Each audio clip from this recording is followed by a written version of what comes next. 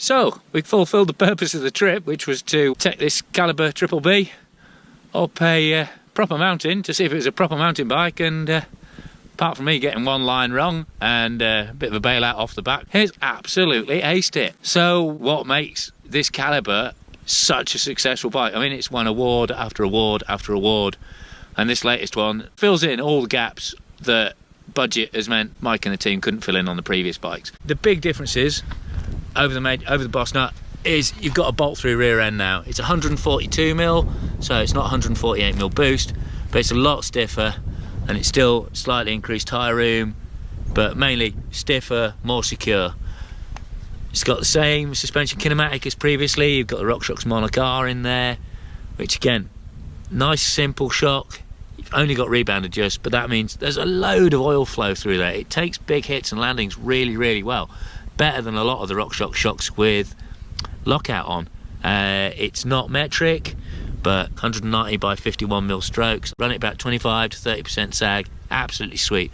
Super stable under pedalling, but just loads of damping and control. It just doesn't do anything wrong. I mean, that kicker linkage is something that loads of bikes use now, with the seat stay pivot there. It's got SRAM's NX 11-speed gearing, just bomb-proof. I think I've said before, it's like the Kalashnikov of gears. You can just treat it as badly as you can imagine, and it's always there, always precise, always positive. It's only an 1142 block. It hasn't got an XD driver, so that means they can't get a 10-tooth on there, but still really good spread. I mean, I got up as much as Snowdon as I've ever got up in a 42 as I did with a 50, to be honest. And narrow wide chain rings on a 32 tooth Samox chain set up front with external bottom bracket bearings. If you want, you could fit a front mech. It's still got the guides there, and you can strap the cable on there, but obviously the bike comes as standard with a 1x11. It comes with this Transex dropper post. That's standard. It's externally routed, but that saves you a lot of drama with losing the cable and threading it through or crimping it or whatever that we see with a lot of cable dropper posts. And cable's neatly routed on the down tube there.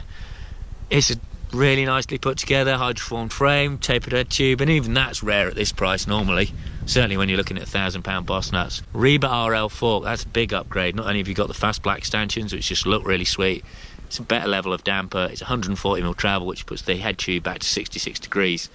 You've got big 780mm Corre Durox bar, got a little 50mm stem, so the cockpit's absolutely on point. And it might come listed with guide T brakes, which is the basic SRAM guide brake, but actually a lot of the production bikes are coming through with guide RE, which is basically guide lever with the old code caliper, which is a major piece of stopping equipment. I mean, that's SRAM's original downhill brake, and it's an absolute beast. And this thing stops beautifully. The only change we've made for this trip was we fitted Maxxis tyres, just because they're easy to blow up tubeless than the standard WTB tyres it comes with. It comes with fairly basic spec WTB tyres.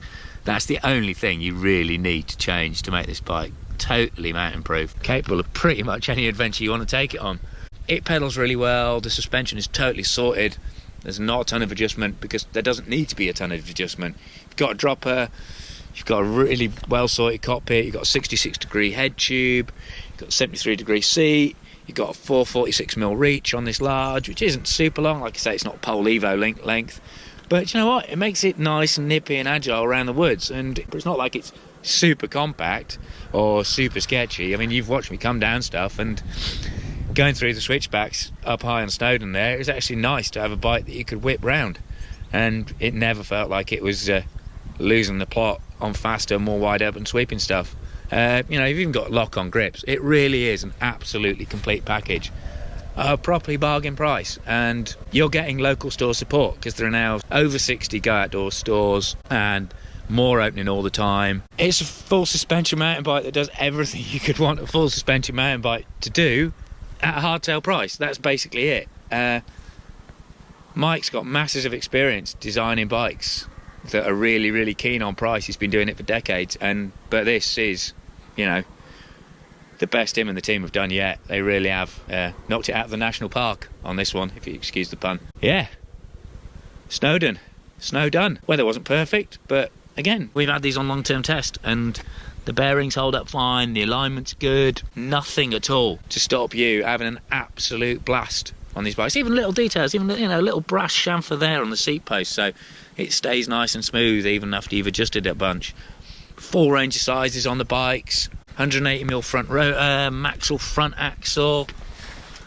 Like I say, going back around here, you've got the 142mm by 12mm bolt through back end. That's the big upgrade on this Triple B, Boss Nut's big brother, or Big Bad Barry, depending on which story Mikey tells you about how it's named. But just a totally sorted bike. If you're looking for a suspension, if you've got a hardtail, or you're just looking for a totally sorted full suspension bike to let you ride anywhere you want, whether it's just days out with the family or it's full-on wilderness epics like up the top of Snowdon, heading out round trail centres. I mean, this will do a black run, no problem, no doubt about that. Happy days, very happy days on the Calibre.